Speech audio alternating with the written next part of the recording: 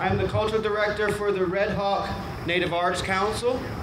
I will be singing a memorial song, a Native memorial song, which was written by Kenny Merrick Sr., and it was written especially for those first responders who, when we call 9/11, are, no matter what, are the first ones to come to our aid.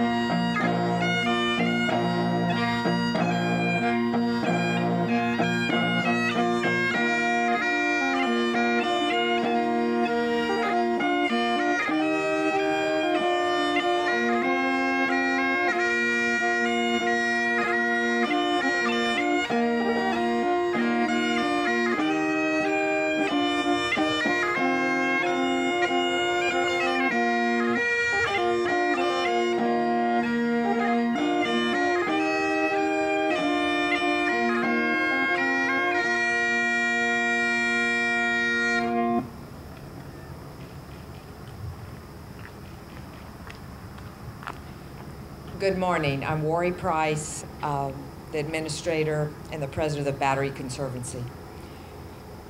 We were here that morning. This park where you're standing right now are all the new and beautiful improvements that have happened here over these last 10 years. The story of this site is one of survival. It was an evacuation route that day. It meant safety. It meant and has come to symbolize the continuance of our great city and our great nation. We welcome you this morning as the day begins, a solemn day, but a day also that really confirms our sense of going forward. Thank you for being here.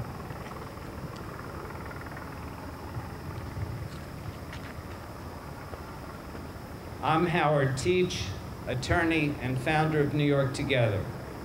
I welcome you on behalf of the supporting partners of this 9/11 sunrise ceremony, all part of the fabric of New York. We want to thank Worry Price, the New York City Department of Parks, and the Mayor's Office of Special Events for their support in making this event possible. This is a time of remembrance of those who lost their lives, those who are survivors, and those who are injured, many of whose difficulties continue to this day and beyond. And we want to take this opportunity to thank Congress members Maloney and Nadler for their efforts in recently passing the Zadroga law. It is a time of remembrance for those who served New York and each other in the rebuilding of our buildings and our spirits from that first day and until now. On this 10th anniversary of 9/11, this sunrise ceremony represents a rebirth, a dawn of a new beginning. The courage and bravery of the first days of 9/11, when we were on the front lines for freedom, have given way to the determination and optimism of its aftermath. We honor all those who are here today actually or in our thoughts, most particularly giving recognition to our elected officials, to the members of our uniformed services, the FDNY, the NYPD, and the National Guard. As we've renewed the tradition of the sunrise ceremony that began on the first anniversary of 9/11, we look to future years when this will happen in communities throughout the city.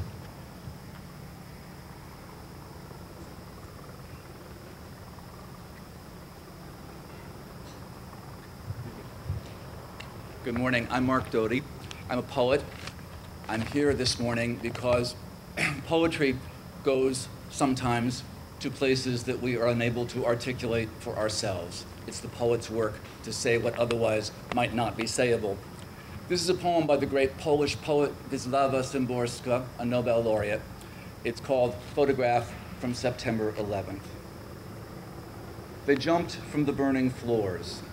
1, 2, a few more, higher, lower. The photograph halted them in life and now keeps them above the earth, toward the earth. Each is still complete with a particular face and blood well hidden. There's enough time for hair to come loose, for keys and coins to fall from pockets. They're still within the air's reach, within the compass of places that have just now opened.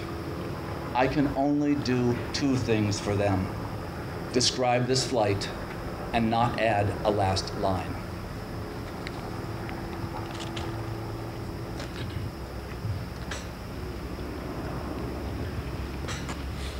Good morning, Scott Stringer, Manhattan Borough President, and I'd like to read a passage from Abraham Lincoln's first inaugural, March 4th, 1861. We must not be enemies. Though passion may have strained, it must not break our bonds of affection. The mystic cords of memory stretching from every battlefield and patriot grave to every living heart and hearthstone, all over this broad land, will yet swell the chorus of the Union when again touched, as surely they will be, by the better angels of our nature.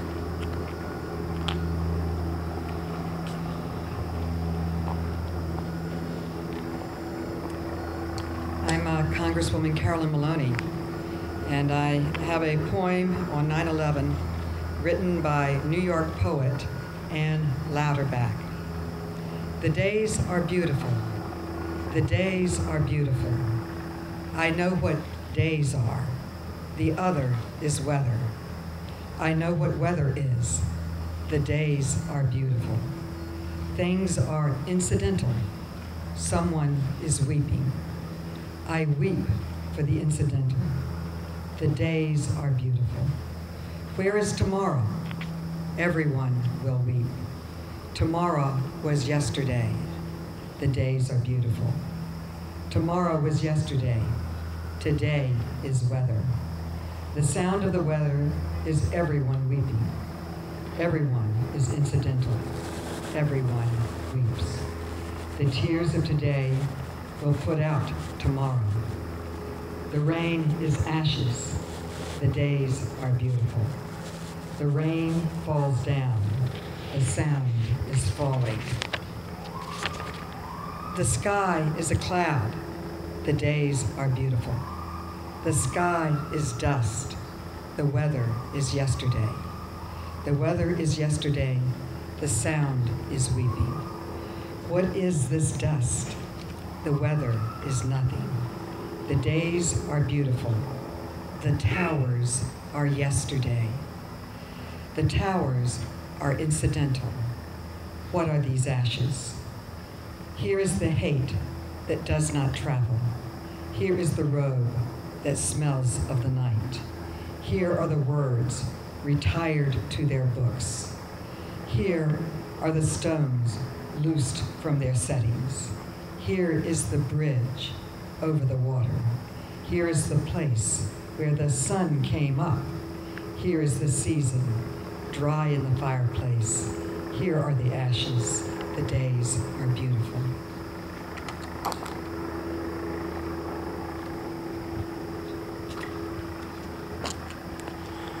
I'm Congressman Gerald Nadler, and I have the concluding passage from Lincoln's second inaugural address, March 4th, 1865. With malice toward none, with charity for all, with firmness in the right, as God gives us to see the right, let us strive on to finish the work we are in, to bind up the nation's wounds, to care for him who shall have borne the battle, and for his widow and his orphan, to do all which may achieve and cherish a just and lasting peace among ourselves and with all nations.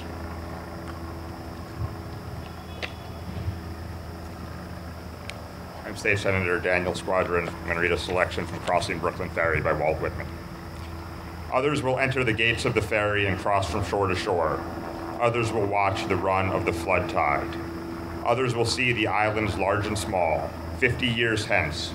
Others will see them as they cross, the sun half an hour high. 100 years hence, or ever so many 100 years hence, others will see them, will enjoy the sunset, the pouring in of the flood tide, the falling back to the sea of the ebb tide. It avails not time nor place, distance avails not.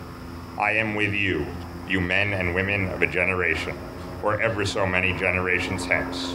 Just as you feel when you look on the river and sky, so I felt. Just as any one of you of a living crowd, I was one of a crowd. Just as you were refreshed by the gladness of the river and the bright flow, I was refreshed. Just as you stand and lean on the rail, yet hurry with the swift current, I stood, yet was heard.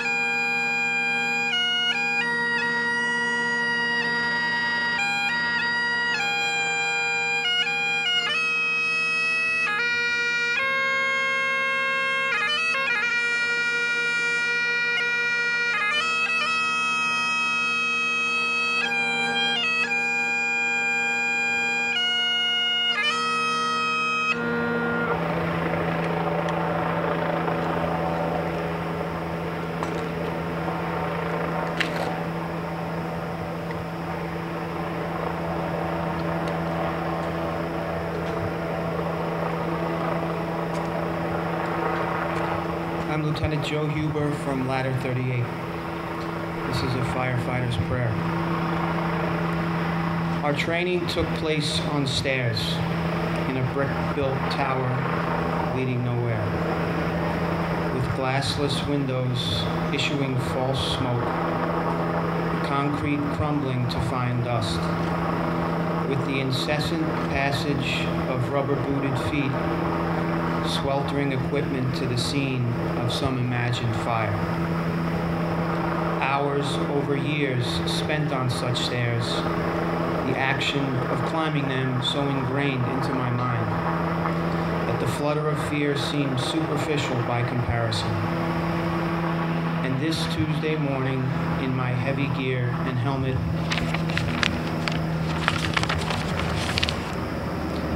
stairs lined by the subdued and stunned, elegant in morning pressed clothes and fresh deodorant, eyes eloquent in their despair for me. They shuffle down as I lumber, sweating, up. Each stair, the rhythm of my mantra, Ah, Jesus, ah, Jesus, ah, Jesus, ah.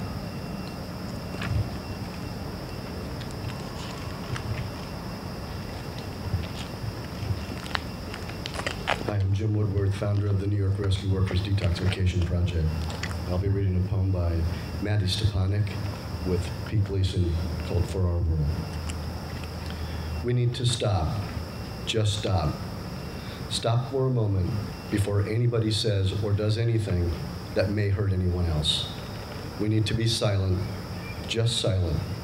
Silent for a moment before we forever lose the blessings of songs that grow in our hearts. In so many ways, we are the same. Our differences are unique treasures. We are a mosaic of gifts to nurture, to offer, to accept. We need to be, just be for a moment. Kind and gentle, innocent and trusting. Like children and lambs, never judging or vengeful, like the judging or vengeful. And now let us pray, differently yet together. Before there is no earth, no life, no chance for peace.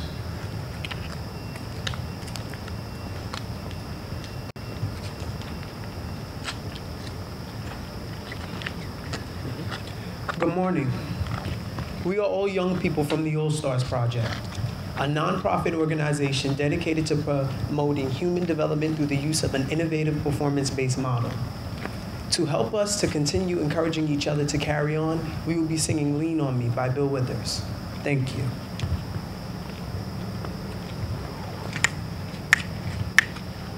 Sometimes in our lives, we all have pain, we all have sorrow, but if we are wise, we know that there's always tomorrow. Lean on me when you're not strong, and I'll be your friend. I'll help you carry on, for it won't be long till I'm gonna need somebody to lean on. You just call on me, brother, when you need a hand. We all need somebody to lean on. I just might have a problem that you'll understand. We all need somebody to lean on. Lean on me when you're not strong, and I'll be your friend. I'll help you carry on, for it won't be long till I'm gonna need somebody to lean on. Thank you.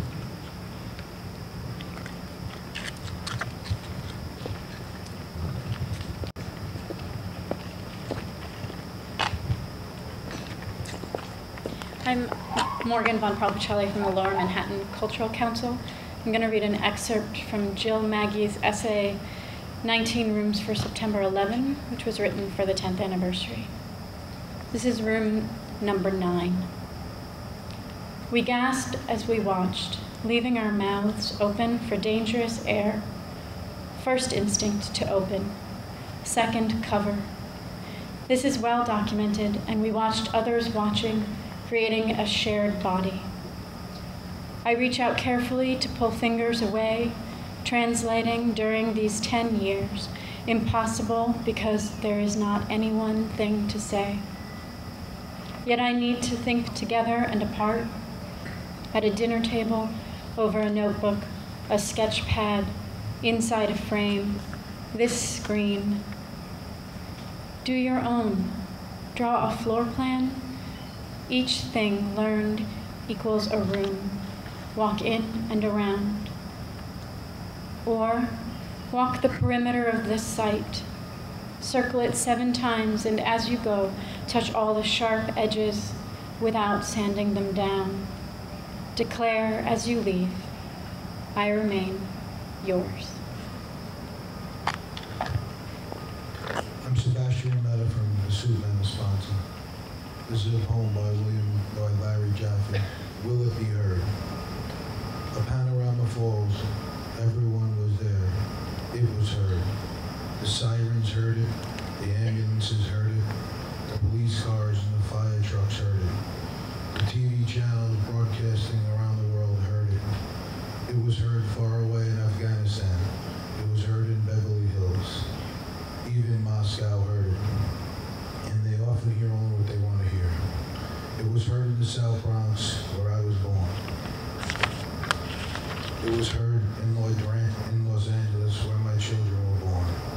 I know for a fact it was heard in Las Vegas, where my grandchildren were born, because my daughter called me at dawn to let me know she heard it. I am afraid to sleep tonight, because last night I slept like a baby, and when I awoke it was a nightmare. It had fallen, seal by seal, stone by stone, person by person. It had fallen to broken skeletal Hulk, like Rome, like Holy Roman Empire, like Nero.